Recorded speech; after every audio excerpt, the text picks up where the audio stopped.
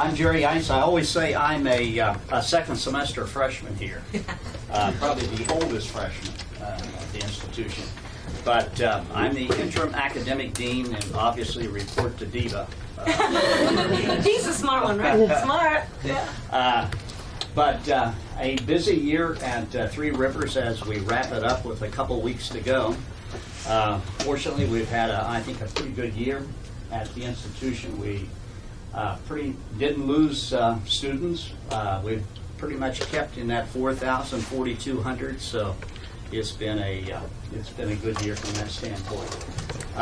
Two big things that affect us. One, we are just wrapping up our 5-year report for our accreditation, and a lot of staff and the faculty have been working on that.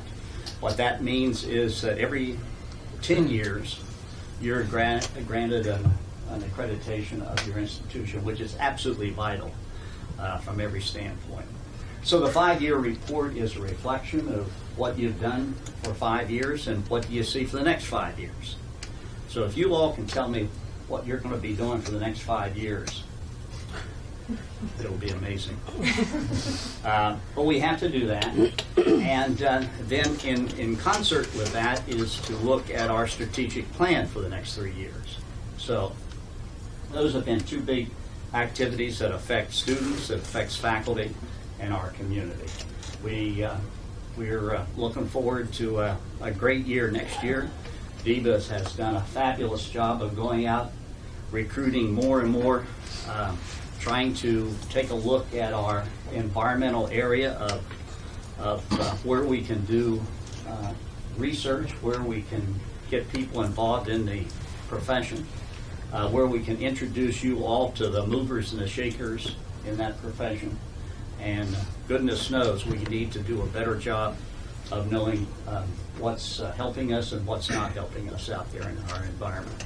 So I welcome everyone here today. You got a good turnout, fabulous. And remember, you got 2 more weeks to make that A in the class. And I don't want you to see you in my office saying, I thought I had an A grade. Here I get an F. How can that be? Okay. Make the A and you won't have to come to my office. Okay. What I want you to do is do good things at Three Rivers, graduate, and be famous. Okay? Easy. Starts today. Thanks. Thank you.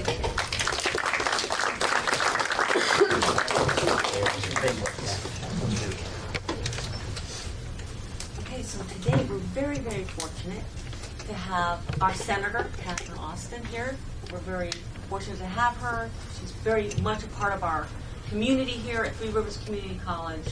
She's here every day, it seems. I saw her yesterday, right outside my door here. So, we really appreciate her support. And so I'd like to give a hand to Senator Osten for being here. And certainly if Senator Osten has something to say, we'd love for her to say something at the end here. So you have to sit through my talk. Okay, Commissioner. So we are very fortunate as well to have Commissioner Klee here. He's from the Department of Energy and Environmental Protection. And Dennis Shane, where is he? Dennis, he's the right-hand man. I don't know what you do without him. So let me introduce you. This is Rob Klee. He's a commissioner, as I have stated, from the Connecticut's Department of Energy and Environmental Protection. Commissioner Klee was appointed by Governor Malloy in January of 2014. The DEP, Department of Energy and Environmental Protection, is a state agency charged with conserving, improving, protecting the state's natural resources and environment, providing first-rate outdoor recreation opportunities, and bringing cheaper, cleaner, and more reliable energy to Connecticut's residents and businesses. DEP is focused on integrating energy and environmental, sustainable, and prosperous 21st century economy. Commissioner Klee joined DEP in 2011 as Chief of Staff. In that role, he oversaw the work of the agency, supported the efforts of the Commissioner, and advised the Commissioner and senior staff on a wide range of environmental and energy policy issues. Prior to joining state service, Commissioner Klee was an attorney with Wiggin and Dana, LLP, in New Haven, where he specialized in appellate work and energy and environmental law. From 2004 to 2005, Commissioner Klee worked as a law clerk for the U.S. District Court in Connecticut from 2005 to 2006 as a law clerk for the U.S. Second Circuit Court of Appeals. He served as a research affiliate in the Yale School of Forestry and Environmental Studies from 2006 to 2008. Commissioner Klee holds a PhD from Yale School of Forestry and Environmental Studies in Industrial Ecology, a law degree from Yale, and is an undergraduate degree from Princeton in Geology and Environmental Science. And let's give a warm welcome to Commissioner.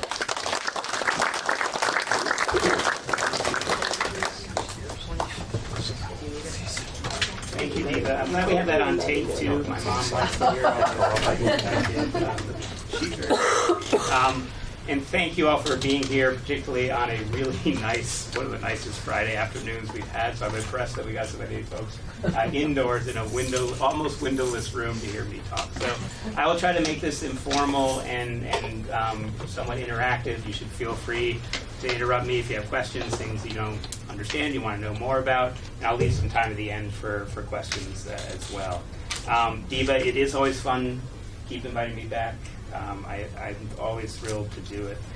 So a few things that weren't in the official bio. I'm actually a Connecticut native. I grew up in Fairfield, and my love of the outdoors actually began volunteering at our local Audubon Society, which is just down the road from us, in their injured bird habitat. So I started there. My parents loved to go hiking and camping. They would take us. Those were our family vacations, and it's where it all sort of began. My PhD in industrial ecology, that's the science of sustainability. It looks at our industrial systems and tries to figure out how can they behave more like nature, where nature, there is no waste, really. Nature has always found there's the plant that grows and its leaves falls, and then something eats the leaves and it releases the nutrients that turn into new plants. So you just add sunlight, and it'll keep going in sort of loops and niches within the natural system. Our industrial system really was always very linear. We dig stuff up, we use it once, we throw it away. Is there a way to close loops and think about recycling and connections in our industrial system to mimic nature, be more like the natural world? My PhD was in a strange place. I studied Antarctica. I studied the scientific research stations in Antarctica, which is a little city on the ice where they keep people alive, first and foremost, and they provide all the basics of technological society. Their air, water, they waste production, energy, and they do basic science. And my research was on how the French versus the Italians and the British and the New Zealanders all approached this same problem. And the Australians, for instance, were very much advanced in renewable energy. They wanted the shipping of fossil fuels down to the Antarctic is not easy to do, and they decided to make all their power on site. The Americans were more on the let's send enough fossil fuels as we can, and we'll just make sure we have 7 times as much stuff as we might need. The Italians said, hey, why are we there all year round? Let's just go in the summer and then make it all remote, and we'll be in Rome and do it, from our sipping a latte while we're in. So it's I did actually convince my wife to have our honeymoon in Antarctica because she's a very good sport. And so I actually did get to go down to see. It is one of the most amazing places on Earth. But to get there, you actually have to go through the Drake Passage between South America and Antarctica, where the seas are can be 30 to 40 foot seas traditionally. So our romantic honeymoon on this boat had bunk beds that were concave so they could strap you in case the seas got really rough. So I did already tell you my wife is a good sport. So quickly about the agency, this is a broad look. We are a very broad agency. We are Energy and environmental protection. Energy is new. It came to us in 2011. It includes an energy policy group and our public utility regulatory authority, the ones that regulate the gas, electric, and water, and private water companies in the state. Our traditional old DEP, for those who remember that moniker, is environmental conservation and environmental quality. Environmental quality, for the environmental law and policy folks, that's our main regulatory function. We're doing things on air and water and in waste, and that's kind of like the EPA. In the middle, in the conservation branch, outdoor recreation, natural resources, the fun side of the agency. This is fishing, boating, parks, forestry, our environmental conservation police, and all those sorts of, and open space and sort of land use issues. The addition of energy was really a reflection of the decisions that you're making in energy really can impact your natural world and the air quality, water quality, and hazardous materials. So energy and environment really are two sides of the same coin, and we recognize that here in Connecticut. So what it means for me is that my days are filled with very interesting things. Yes, I am wrestling a snake in that picture down there. It's one I'm very proud of because I was actually not afraid of that snake. Although everyone, those are my NCON folks behind, laughing at me. It's like literally like a 40-pound snake. So if an animal is wild, it falls under our jurisdiction, and sometimes people get pets that get a little out of hand or out of control. They call in our environmental conservation folks to handle them. And this was actually a training class on how to handle large reptiles and or poisonous reptiles. So they were actually doing live training exercise with poisonous snakes, which thankfully they didn't let me do that one, which was good. Occasionally we drive very cool electric cars. There's a windmill, a source to sea cleanup on the Connecticut River, paddling, I think part of a blue trail that we were opening. And yes, on occasion I even read, this is a story being read to school kids on air quality. So it is why this is the best job I've ever had, and I really love coming to work each and every day. So it's fitting we're here talking, within, a week. Last Saturday was Earth Day. This coming Saturday is the Climate March. This is a great time for this talk. This is really, and the EPA really grew out of public concern for the condition that our planet was facing back in the early 70s and the first Earth Day, where literally millions of people from around the country took to the streets and demanded action to address pollution. Kind of sounds familiar to some things we're seeing and hearing nowadays. And this was a serious problem. So these are pictures, I think these are actual pictures from Hartford of both air quality and visibility on a normal day in Hartford, where you can't, this is smog enveloping Hartford, and sort of open sort of dumping into our rivers, which were viewed for hundreds and hundreds of years as sewers, as places where you just put the pollution, let it dilute and wash away, and it's not your problem, except it is the problem of anyone who wants to swim or fish in that river, or any of the communities that live downstream in that river. A lot has happened to make sure this is not happening, and it's because of citizen activists, it's because of progressive legislators like Senator Osten and others here in Connecticut, where that foundational set of laws that we passed here in Connecticut to protect our environment, at the state level, local action, community action, nonprofit groups, all sort of coming together to say we don't want this anymore.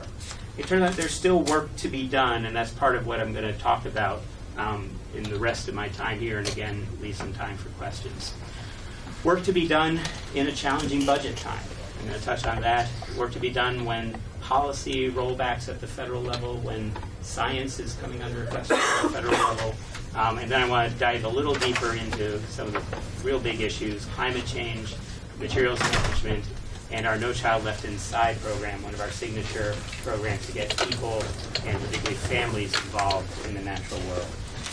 So quickly on budget, it's always dangerous to talk about budget with a senator who's the chair of the Appropriations Committee sitting in the front row. So I'm probably going to very lightly touch on the state budget, but more give you a sense of our operation. Our agency is about 900 full-time staff. We add 400 to 500 seasonal folks for that peak outdoor recreation and natural resource season when we're stocking fish and manning the parks and doing actually a lot of basic science with seasonal workers who are out there collecting data, doing testing, sampling, and a wide range of things.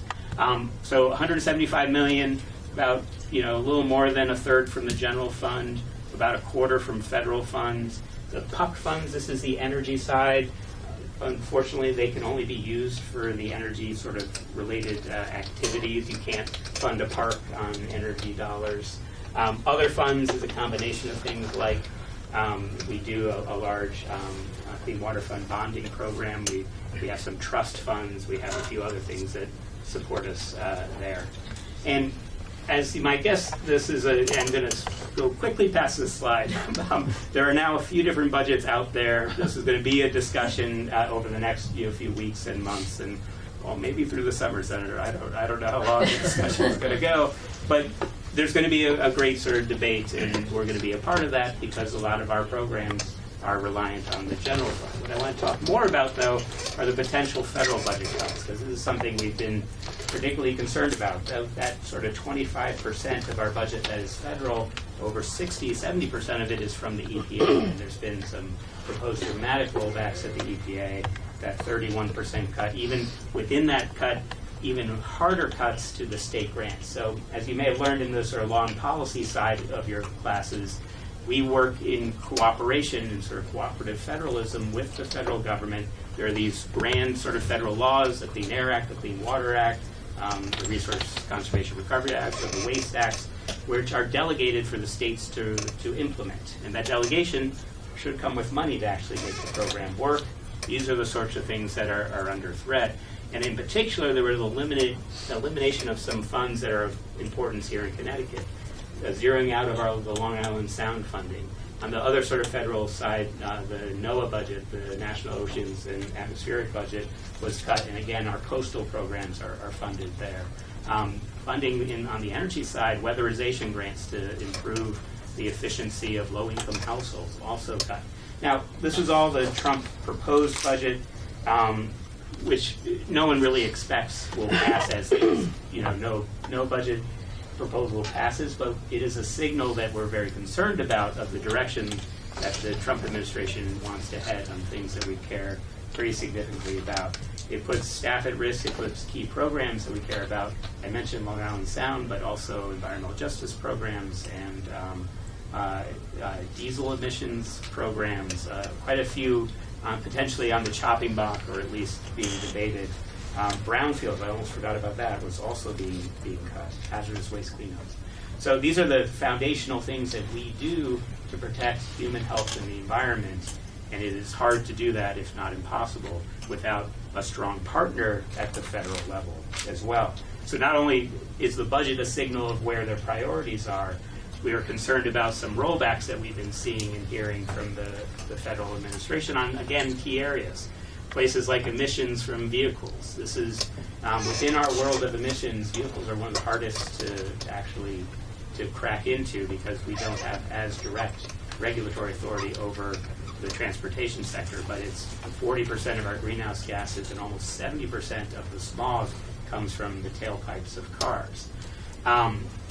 California has been a leader, and for the law and policy folks, Connecticut, there are basically two vehicles allowed in the United States. There's the federal car and the California car, and states can choose which car they want to be driving on their roads. We choose the California car because we are a place that has a smog problem. We have dirty air. We have dirty air that's actually not even our fault. We have 90% of our bad air day ozone pollution comes to us from the west. It blows in dirty, and some days in the summer you could shut down every source in Connecticut and we'd still violate our ambient air quality standards because the air pollution blows in from our western border. So we're concerned that if California can't keep being a leading state and we can't adopt their regulations, our public health will suffer. And the folks who suffer are all of us, certainly, but the elderly, the sick, the children, folks with asthma. It actually impacts significantly folks who are, this sort of is a serious issue for someone who has pulmonary disease or asthma. A bad air day means they have to stay inside in air conditioning. They can't go outside or else they'll end up in a hospital. And those actually, the EPA calculates translate into lost days at work. Lost days at work if you are the parent of that kid who has to go to the hospital as well. So we're also concerned about the Clean Power Plan and the rollback of our participation in sort of fundamental climate initiatives. And I'll talk more about climate in a second, but the punchline, we're already seeing and feeling the effects of climate change here in this region. You probably see it in your own lives. I mean, folks who go down to the shoreline and high tide, that road that never flooded is now flooded. Just at a normal sort of monthly, at a full moon high tide, roads are now flooding.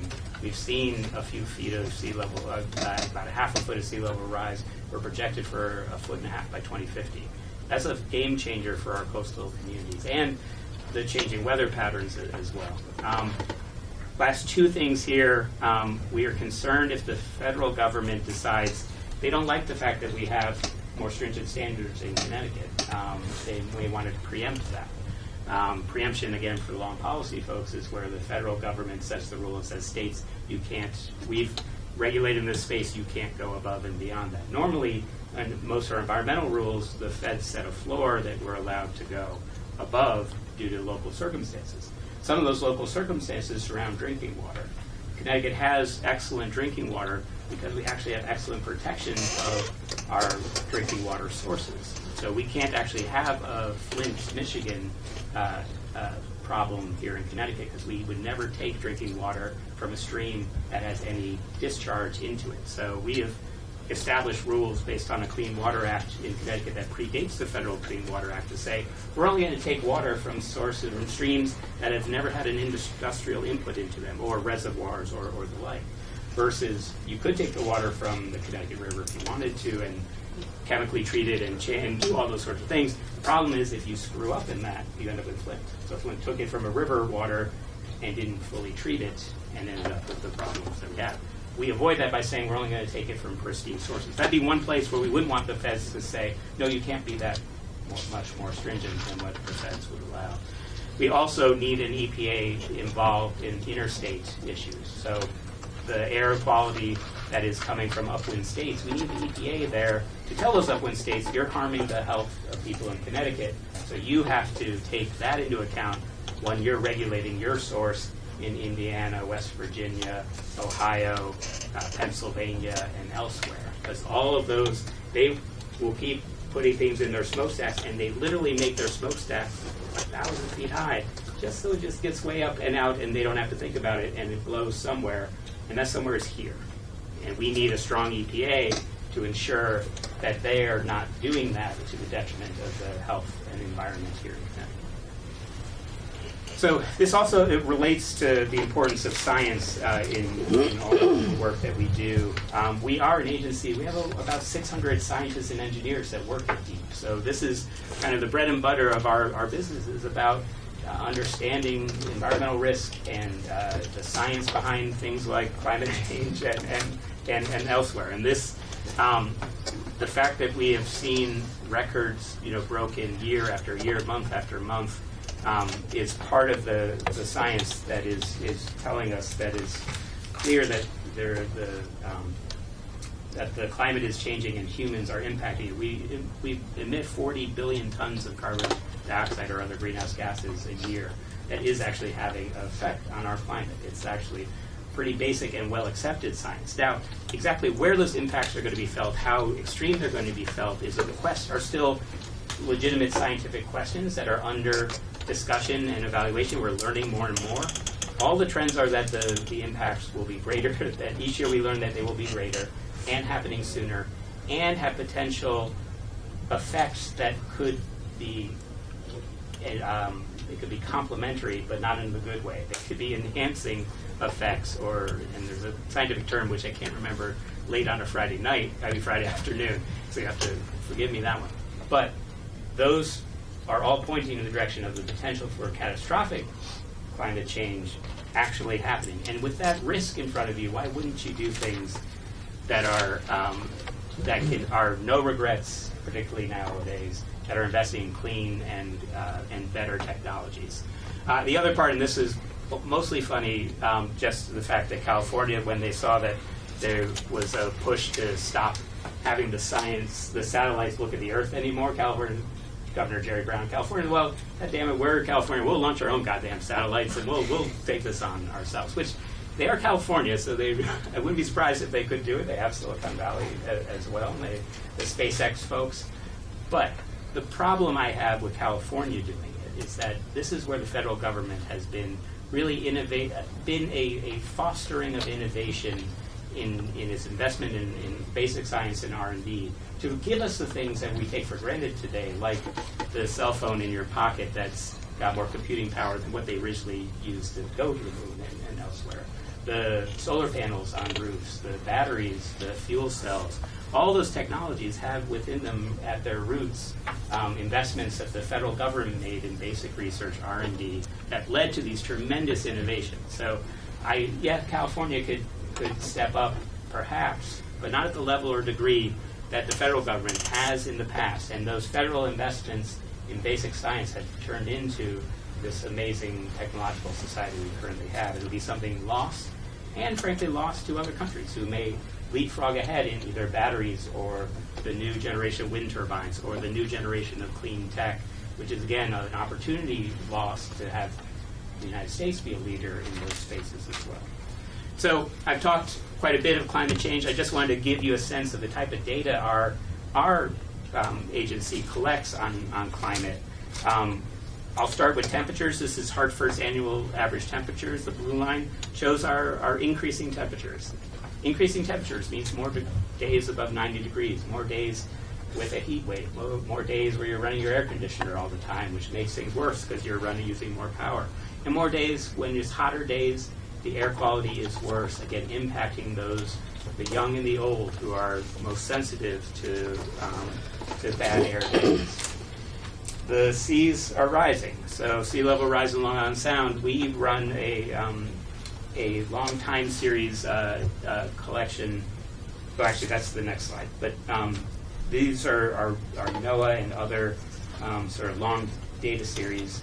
This comes from 1938. 1938 was the hurricane, Category 3 of 1938. That was a sort of benchmark sort of year in the New England and Connecticut history in particular. It kind of wiped the slate clean of most of our coastline and knocked down, I think, almost half the trees in the state. It was a real dramatic sort of event. And that is the event to which we have to think about a Category 3 hurricane and what do we do to our current billions of dollars of built infrastructure along our coastline. Irene, Sandy, all the recent sort of storms landed as tropical storms, so not even a Category 1 hurricane. Category 3 in 1938 was dramatic in its change. We've risen about a half a foot since 1938, and we're projecting by 2050 to rise about a half a meter, so another foot and a half. Think about that in all of our infrastructure along the coastline, with a foot and a half more water as the starting point. Changes in temperature on Long Island Sound. This is from our, we do an annual, we have a ship that runs in Long Island Sound. We're collecting data on temperature, water quality, and species composition. So we're actually doing trawl surveys where we're looking at the flora and fauna to understand what's going on in Long Island Sound. The changes here may not look or feel like much, a couple of degrees, Fahrenheit. But if you're a lobster, it actually means a whole lot. So that might be the difference of this being a habitat you can live and thrive in to one that is too warm and you're going to either die off or go elsewhere. Similarly, we're seeing the changes so that we're always been on the southern end of New England and the southern end of New England fisheries.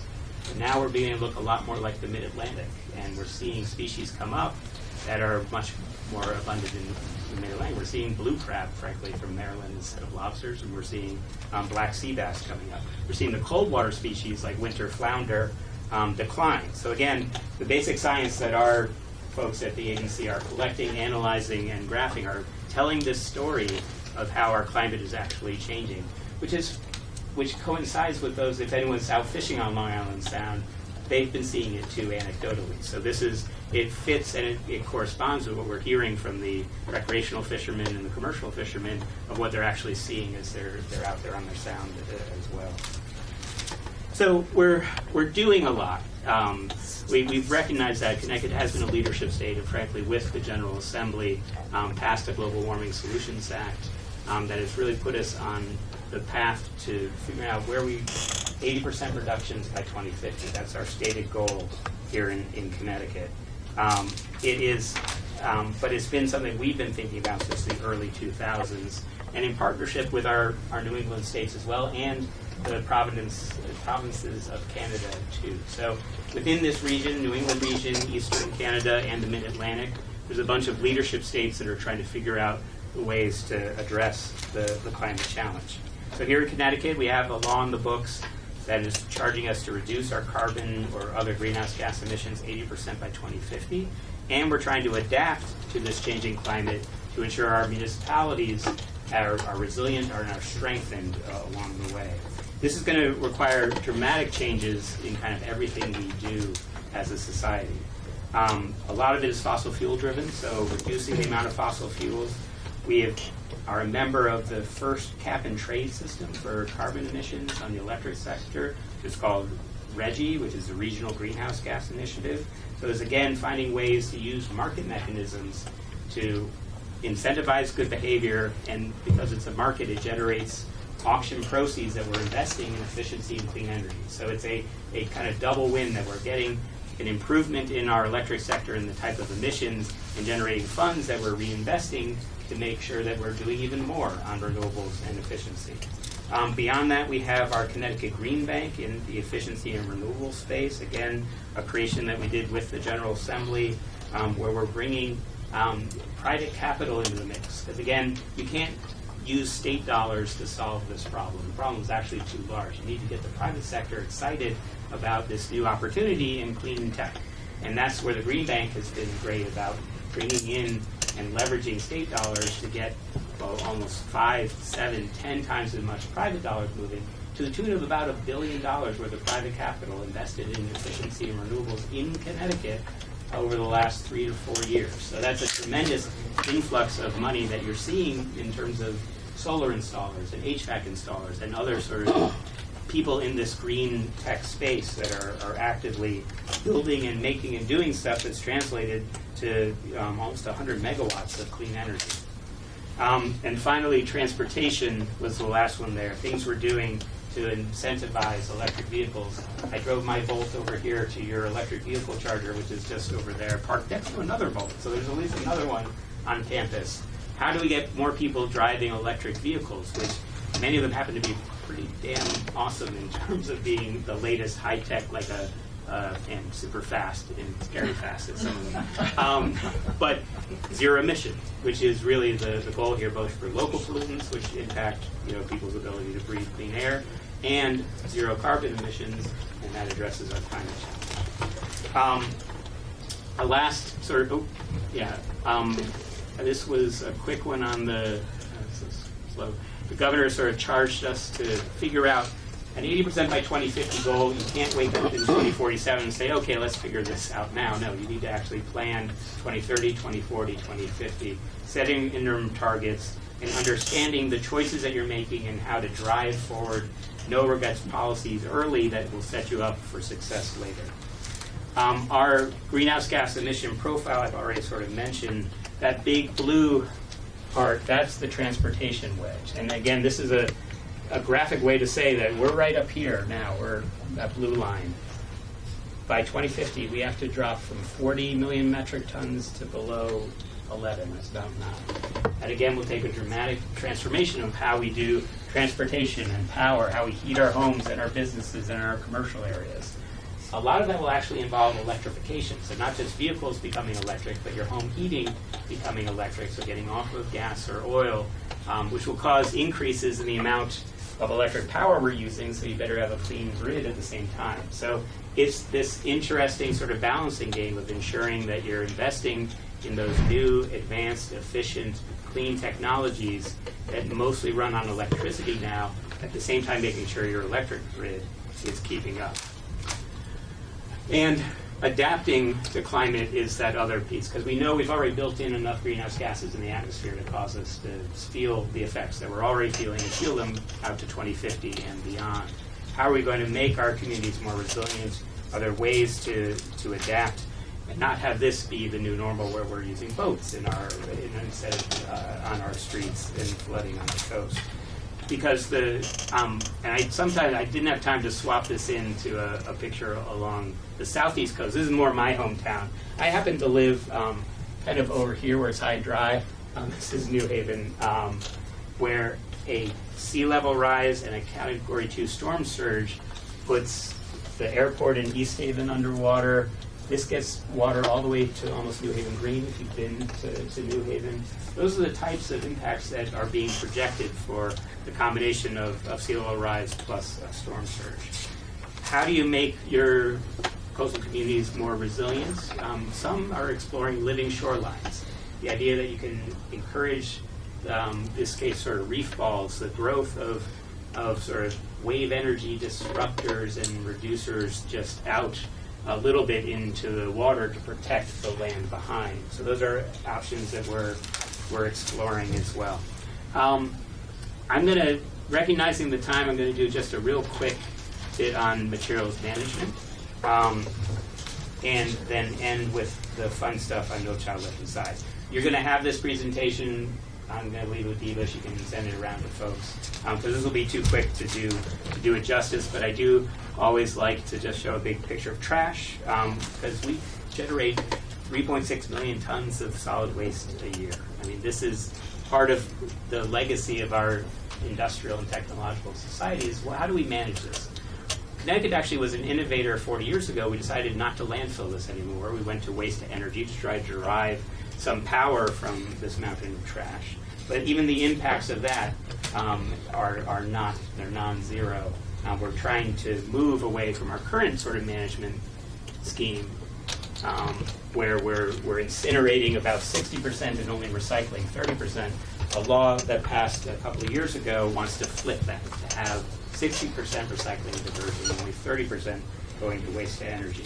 That's going to be a challenge, and will require a few sort of big areas, some of which involves personal behavior, which is one of the hardest things to do from a regulatory standpoint, is to get people to understand that this doesn't belong in the trash, this should be recycled, to think about the organics they're producing. Is there a way to divert that, to not have that be in the landfill, home composting, or municipal composting, and to think about ways to incentivize companies to do better.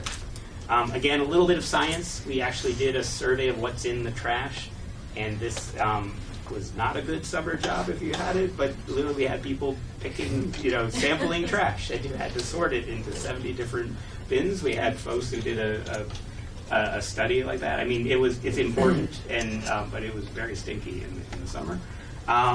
And figuring out that even in the trash, this is the trash going to our incinerators today, there's plenty of paper, plastic, metal, glass, all of which are recyclable, and a huge percentage of food waste and organics. So there's stuff in there of value if you can find a way to effectively and efficiently get it out and get it back into productive use through recycling and diversion. One of the fun new technologies is anaerobic digestion. And this is where you take that food waste or other organic material and let microbes go at it, and they turn it into a biogas, which can power a power plant, it could run a vehicle, and a fertilizer at the end. So this is a place where we're looking to invest in new technology and new infrastructure as part of the solution. And for me, this is exciting. Back when I told you about industrial ecology, this is now starting to have those closed loops and those circles and cycles happening more than our current dig it up and throw it in the landfill way to go. And again, thank you to the General Assembly. They passed an innovative law that's been a model for other states on this. And I don't expect you to read this. This is not an eye test. I only put it up there because Senator Osten, this is an entire law that fits on one page on a PowerPoint presentation. So it is a succinct and carefully crafted law that basically says if you build one of these facilities, anyone within 20 miles must come to it. So it's the Field of Dreams law, for those who are old enough to remember that Kevin Costner movie, which in this crowd, not so many people may remember that movie, but where he builds like a ball field in his court.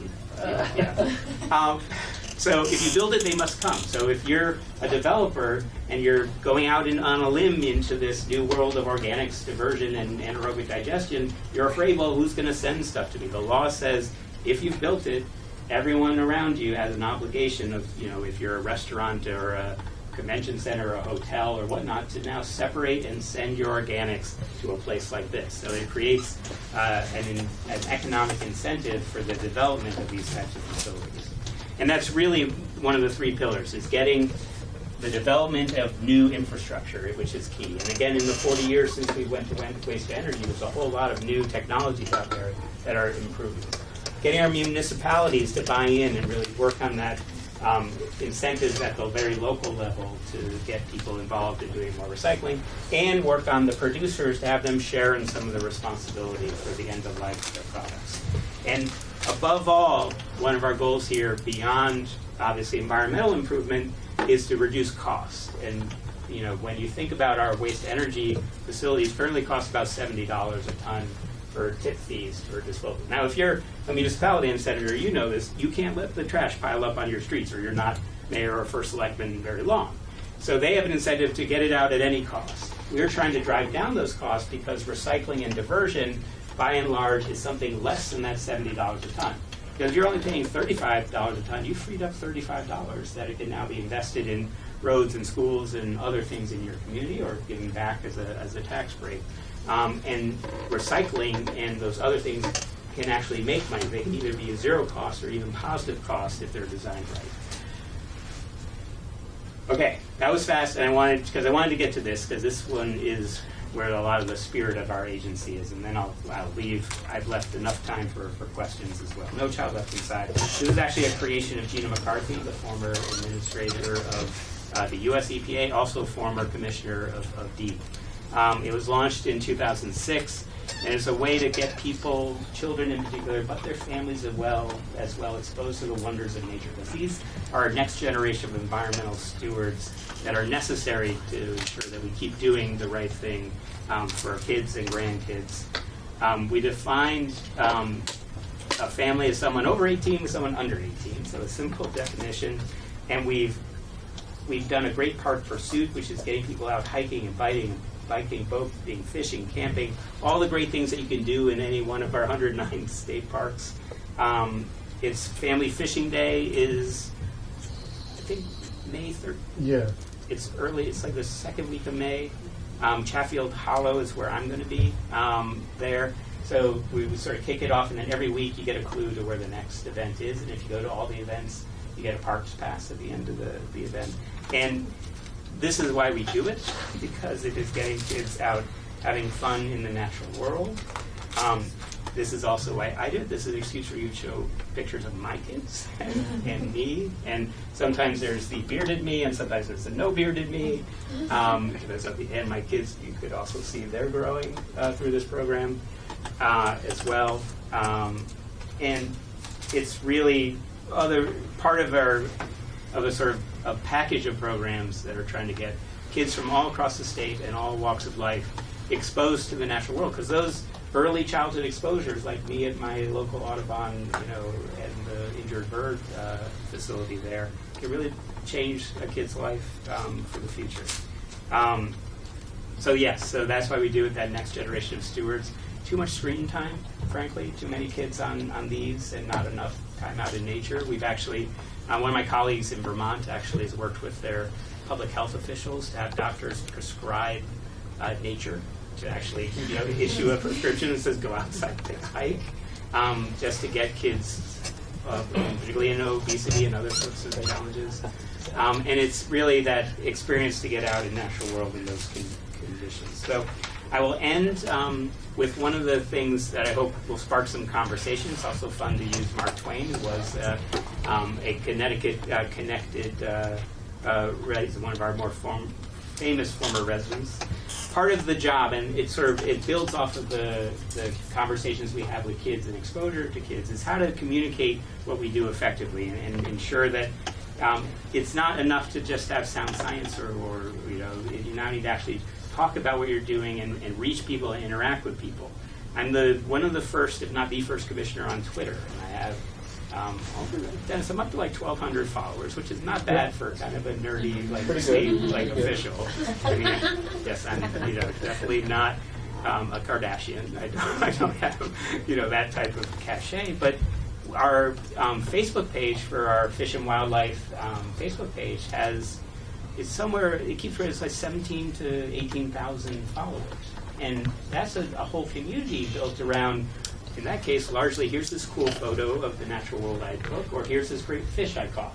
And the commentary there is better and more positive than any commentary I've ever seen on a social media site, because it's more like, hey, cool fish. It only gets like nasty when someone asks, well, where'd you catch it? Well, I'm not telling you. You know, but these are our new sort of avenues that and Dennis is our communications director, we're struggling, you know, we're still in the press release and, you know, mode of communication when the social media world moves a million miles an hour to get out ahead of us way faster. And this is important, though, in an age of a tweeting president and alternative facts and the world is in which we live. So I wanted to leave with this one, basically then just say thank you. And thank you for being interested in the environment, for being here, doing this work, getting your education in this field, and hopefully continuing as having this be part of your lives going forward. So thanks for having me and open for questions.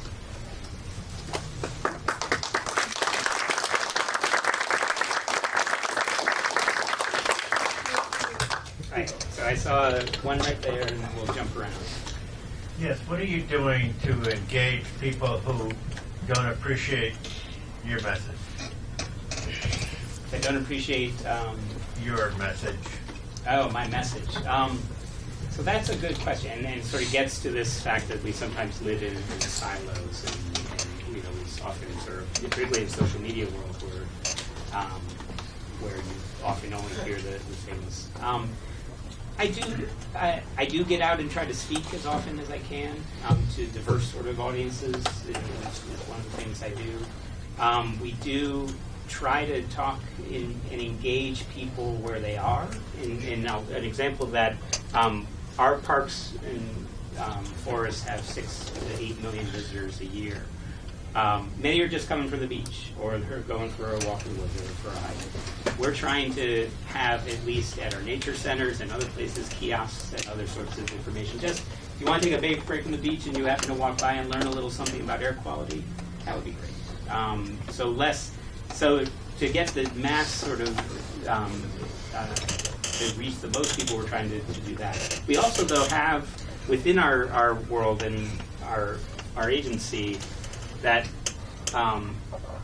our natural resource side is a place where we have a whole lot of untapped, it's going to take a while for me to get there, potential there where we have much different constituencies, than the ones, so we do, with an agency as broad as ours, we get people coming to talk about solar, and that's their thing of passion. Now, how do we teach or expose the people who are interested in solar with the challenges we're facing in hunting and fishing, and vice versa? So we're exploring ways to sort of populate our somewhat siloed worlds even within the agency. But if you have any suggestions, we're totally open to it, because this is really one of the hardest things to Yes, do. I do. Good. And that is, I think you ought to hold some sort of a huge gathering for all those people who are really anti everything that you stand for. Because if you can get, and you're going to have to really market that. Because once you get them there, now you can engage them. Instead of having a single speaker engage them, have all your people that work for you out there in the audience so that you have multiple people engaging these individuals. And look for a conversation as opposed to persuasion. Sure. You know, and so that is a great idea. We've tried that at smaller scales, particularly on climate issues, through kind of community organized sort of, informal sort of meetups and roundtables. So the challenge of this agency is to be able to talk, and I can't do it intelligently, about all these different things all at once. But I think on a topic to try to have, we've sort of learned from some folks who've done good work in organizing and sort of communications on that front. So it's a great idea. On behalf of Diba, I can say that at the Science March last weekend, your deputy commissioner was out there talking up. She did a great job So there are more of the DEP people come to the environmental seminars classes than I think, and UConn people, than actually anybody. So they do come and they do talk to people. They come to my classes at least once a year, twice a year. So I was at the New Haven Science Mart, so I stay closer to home. I know I had one over here and one over there. Oh yeah, me. In the back. What's the number one cause of climate change? So for us in this region, it is transportation. That's the largest slice of that pie. About 40% of our emissions are from vehicle. It obviously, underlying is basically the use of fossil fuels. So fossil fuel usage broadly is the main driver of climate change. But this shows that transportation here is the biggest one, and this is true for most of the New England region, partly because our electric grid in New England is so clean. We have Millstone Nuclear Power Plant just down the road in Waterford, which generates almost half the electricity in Connecticut carbon-free. In many other parts of the country, the electric power sector would be a lot larger because it'd be coal plants. So that would be a shift that you would see differently out west or in West Virginia or elsewhere. But again, it's all this question of fossil fuel usage and the need to transition to alternatively fueled power. What about livestock? Does that play a part? Yeah. So you must have very good eyes. So here in Connecticut, it's agriculture is a very small slice. But again, other parts would be either methane from cows and livestock, or the embedded energy if you're thinking about agriculture and fertilizers and other things. Fertilizers, most industrial farming has a oil derivative that turns into fertilizer. So again, great sort of points, and it really depends on where you sit. New England has much smaller from agriculture and waste. Other parts of the country, that might be a much bigger slice of the pie.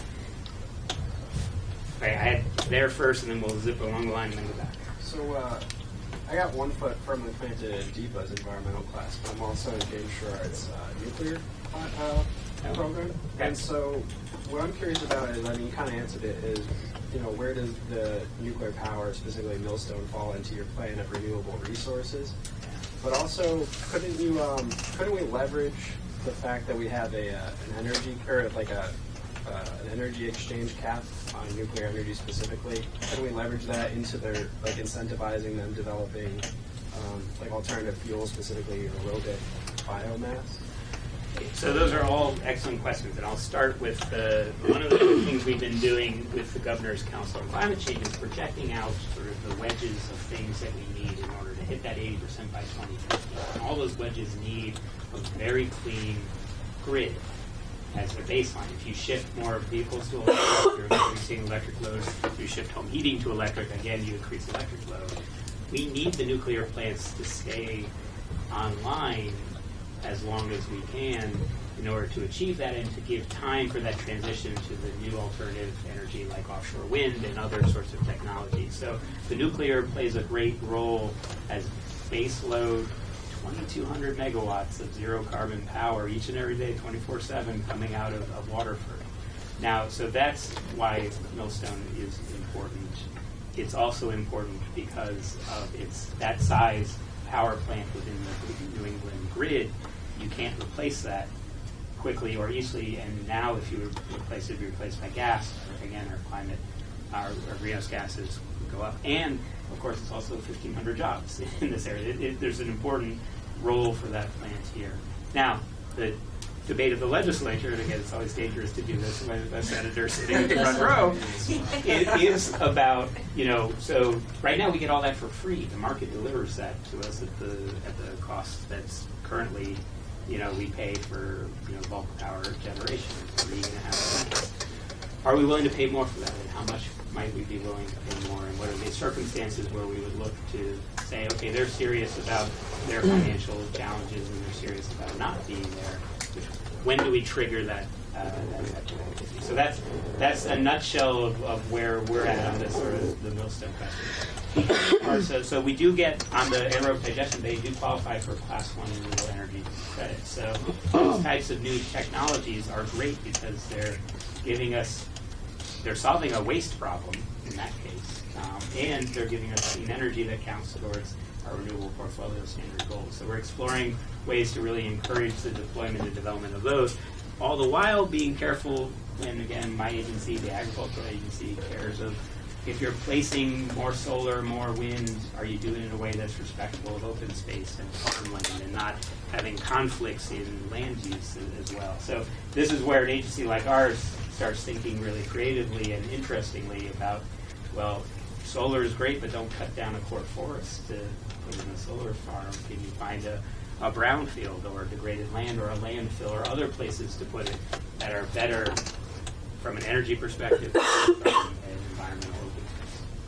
I think there was probably another question there I may have missed. Well, it kind of, because my understanding is right now, when it comes to nuclear energy specifically, there's a cap. We lock them into how much they can, or how much they have to provide the energy in terms of like kilowatt hours, in terms of pricing. So if we leverage that, allow them to operate just like any other energy supplier, could we use that as incentive to have them invest in biomass fuel in our state? You know what I mean? Use that extra money as incentive to develop those technologies here. So that's interesting, and it's an interesting and it's probably a graduate level course on the intersection of this deregulated market and the way that they have to bid in their power into that market, which, again, I know a little bit of a lot of things we do. We have a whole group of folks who know the mechanics of how that works.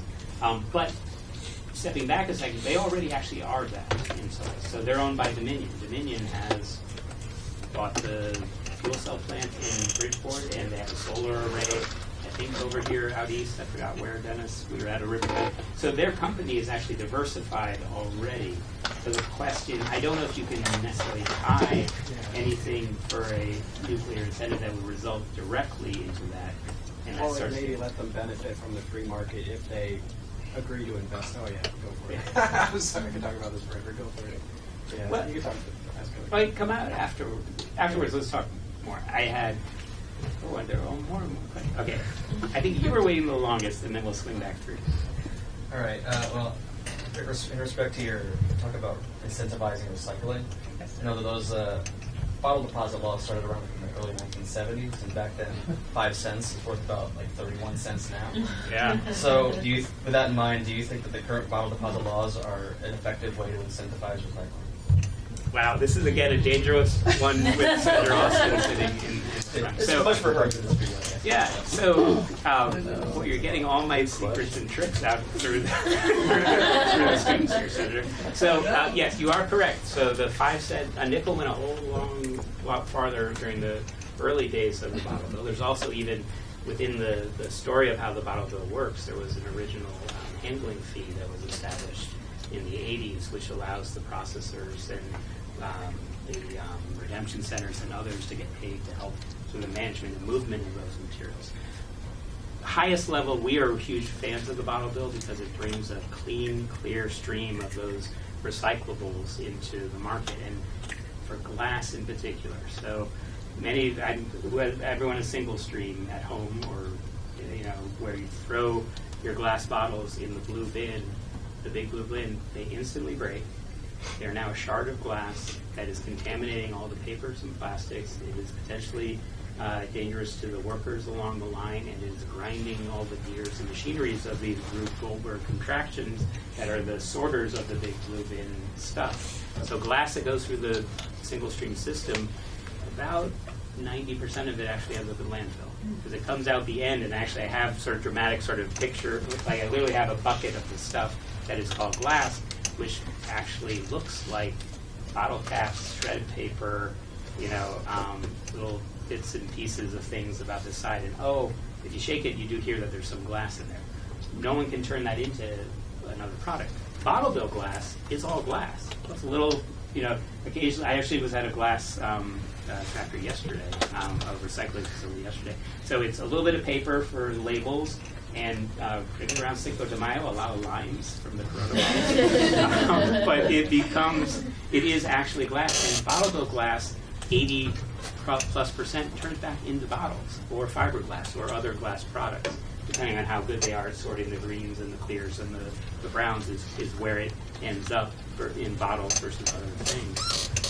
So finding a way to get more things into the bottle deposit system would be an advantageous goal if you want to tackle our glass problem in particular. So that is all currently in discussion about what's the right number. The challenge you might get, so Michigan has 10 cents. Some of the upper New England states, Maine and Vermont, include wine and liquor and a few other things. Those are all options.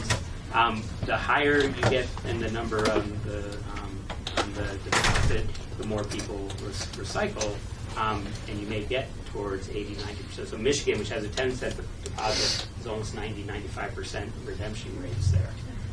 So it is a very timely question, and it's an interesting one as it relates to budgets and other sorts of things. But from a policy and materials perspective, particularly on glass, which is a problem in the single stream, getting more of it into the redemption system would be a good thing.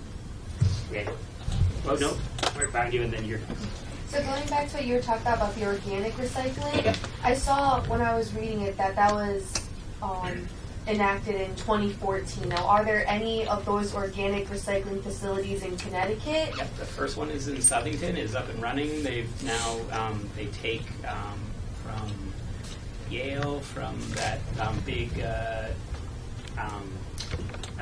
place I always go and get talks at, and it's a wedding place.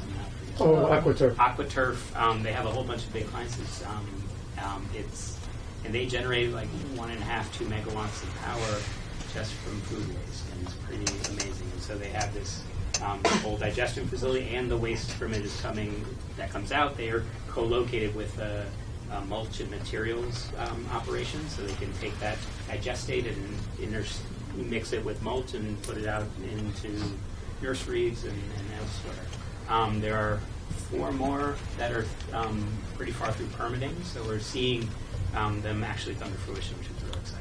Will they be coming to around like this part of Connecticut, or are they staying mostly in like the inner city areas? No, the Southington. So we've seen a few on like Route 8 corridor, Route 7 or 8. So we've seen a few there. I'm actually looking. So New York City has started to segregate its organics. There will be a huge amount sort of flowing out from there. So we have proposals in Bridgeport, I think Milford.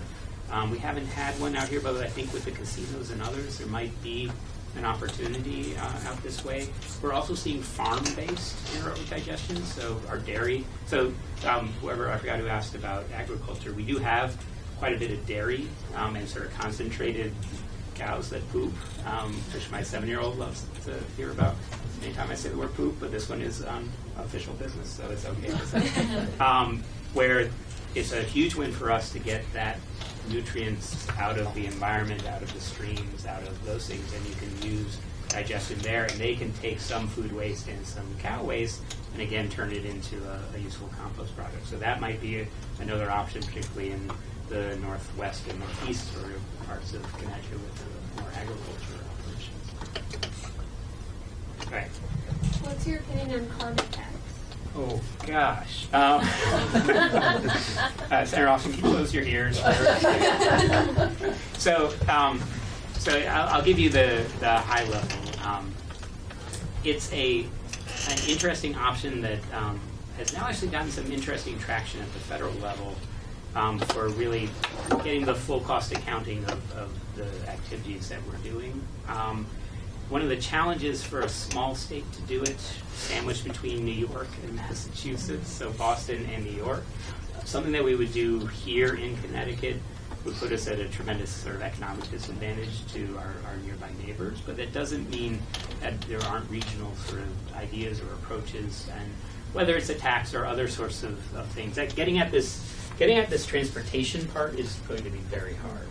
It is, and really driving and this is a place where we incentivize, we build charging stations like I'm charging at, we offer incentives to buy vehicles. None of that is enough, actually, for the millions of cars. We literally need to have, in a fairly short order, hundreds of thousands of electric vehicles on the road, when right now we have 5,000. And we're looking at timeframes that are in the next 5 to 7 years to do that sort of shift. Now, we're in a neat sort of space with the Bolt and the Chevy Bolt, which is a 200-plus mile all-electric, the Tesla 3. So the Bolt is about $35,000. The Tesla 3 is about that same price point with a $7,500 federal tax credit and our $3,000 rebate and other sorts of incentives to start getting into a more mainstream sort of car that can still go 200 miles. We think the technology is kind of at that point where it might tip over into, well, people just want that because it is cool and fast and it's like a driving computer, and it literally, the Teslas always give you whiplash in terms of their pickup. It is, and I'm a car guy, which I don't always say, as the environment commissioner, that I really like cars. They're blow you away technologies. So we think that is actually, our incentive programs may just not be needed as people just realize this is just the coolest fun car on the market. But issues with our transportation infrastructure funding, other sorts of things, it's something that needs continued exploration, but it's something that's hard to do as a single state, particularly within a region with much larger population. Here, and then Diba, you gotta tell me when. Yeah, we got it. I'll take. Oh, I'm just curious right, what one there and one your there. most favorite research project was. Research project when I was in school. So that's a really good. So I really like my dissertation. I mean, it got the Antarctic was probably the one that I'll give you one that was the boondoggle. I studied a fish farm in Fiji, which was a closed loop fish farm that was taking brewery waste and using it to raise fish and grow tilapia, and the waste from so they would eat the brewery waste and the fish would poop, and then someone else would grow mushrooms on that poop, and then it would be a closed, which was just, I got to, on the way back from one of my other things, got to go to Fiji. But if you've seen, there's been a growing sort of resurgence of aquaculture and aquaponics that are taking those same principles of using sort of farmed fish and having closed loops and being very water conscious and nutrient conscious as well. So that one actually turned into a little article, which is probably hard to find nowadays, but that's the Fiji fish farm. That was there. And my last one here, you have really quick one. Okay, for transportation, I know like there's budget issues and whatnot, but is there a way we can make more readily available transportation that's so people don't have to drive everywhere? So transit is also a big piece. So you don't have to do this all by just switching out the cars that are on the road. At least this has been a place with fast track, particularly out in the West. The thoughts of increasing those sorts of transit networks, bus rapid transit, and the New Haven, Hartford, Springfield rail line. Again, anything you do to pull folks out of their cars into mass transit or public transit is a huge, because when you're all in it together, you're not an individual car causing those emissions. So that has to be part of the solution. And at the very local level, it's about complete streets. It's about making bikeable, walkable communities. It's about orienting your development to make sure that people can live and work and want to work in the same places. So those are all intersections that we have with the Department of Transportation, our agency, economic community development, housing, and whatnot to really, and it seems to be what you guys want. You guys want that walkable, livable community where you don't have to own a car, where you can actually have everything, in the same place. So quite a few. I mean, I don't want to generalize about millennials because that's unfair to do that. But there's quite a bit of a good slice of youth think that that's a better, easier way to live, work, have fun in a vibrant sort of, walkable community that really will give you these types of good results as well. There you go, Diba. Yeah, thank you so much.